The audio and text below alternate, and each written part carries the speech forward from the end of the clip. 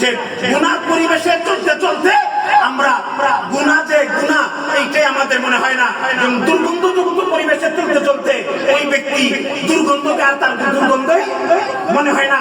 কবিরা গুনাহ, সুদ, ঘুষ, জিনা, ব্যভিচার অহরহ চলছে, মানে এইগুলিকে আর গুনাহই মনে হয় না।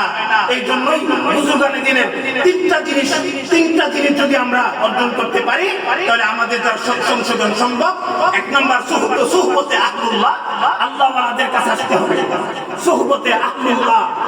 দুই নম্বর দাওয়ামে যিকরুল্লাহ, সব সময় অন্তরে আল্লাহর স্মরণ থাকতে হবে।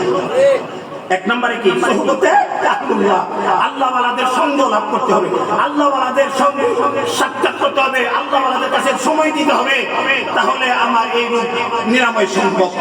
তাহলে আল্লাহ ওয়ালাদের সুহবত সঙ্গ দুই নম্বরে, এক নম্বরে আল্লাহ ওয়ালাদের সুহবত, দুই নম্বরে মানে তাফাক্কুর ফি খালকিল্লাহ, আল্লাহ তাআলার মাখলুকাত নিয়ে ফিকির করতে হবে যে এই আসমান জমিন লৌহ কলম আল্লাহ কেন সৃষ্টি করেছেন, এই মাখলুকাত নিয়ে ফিকির করতে হবে। সুহবতে আহলুল্লাহ, আল্লাহ ওয়ালাদের সুহবত।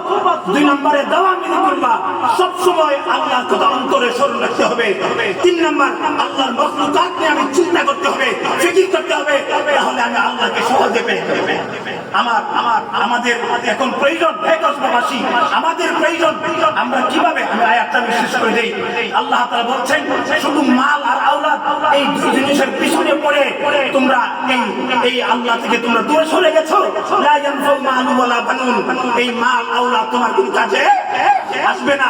ইল্লা মান আতাল্লাহ বিকালবিন সালিম, যে ব্যক্তি একটা পরিষ্কার অন্তর সাধনার মাধ্যমে আত্মাটাকে পবিত্র বানাইয়া আল্লাহর দরবারে পবিত্র অন্তর নিয়ে হাজির হইতে পারবে, সাধনা করে আল্লাহ ওয়ালাদের সুহবত নিয়া অন্তরটাকে পবিত্র বানাইয়া যারা আল্লাহর দরবারে হাজির হবে, একমাত্র ওই পবিত্র আত্মাই তাকে জাহান্নাম থেকে মুক্তি দিয়া জান্নাতুল ফেরদাউসে পৌঁছায় দিবে। আল্লাহ আমাদের সকলকে বুজুর্গানে দিনের এই দারুল উলুমকে আল্লাহ কবুল করুক, উস্তাদ কিরামকে কবুল করুক।